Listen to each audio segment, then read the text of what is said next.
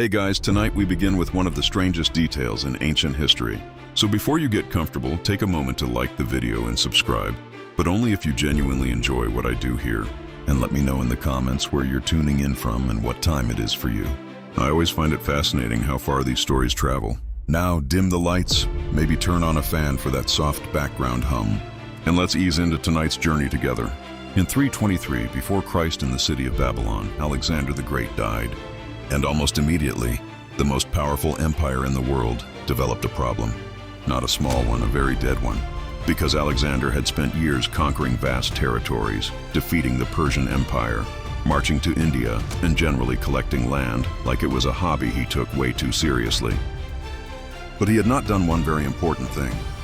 He had not left a clear successor, which meant that within hours of his death, the room was filled with powerful men trying very hard to look calm, while mentally drawing battle plans against each other.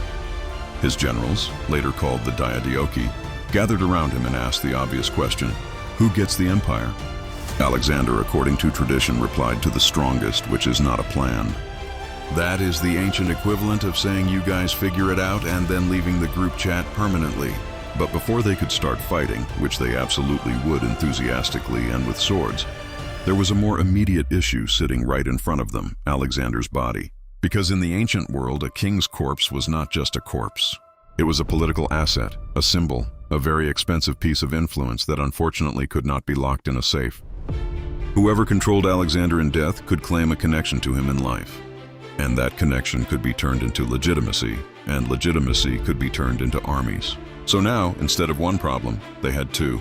No clear ruler, and one extremely important body that everyone suddenly cared about way more than they probably expected. Burying him immediately would have solved the physical problem, but it would have created a political one because once he was buried, he was fixed in one place, and whoever controlled that place would instantly gain a massive advantage, which meant nobody wanted to rush that decision. So the generals hesitated. They needed time.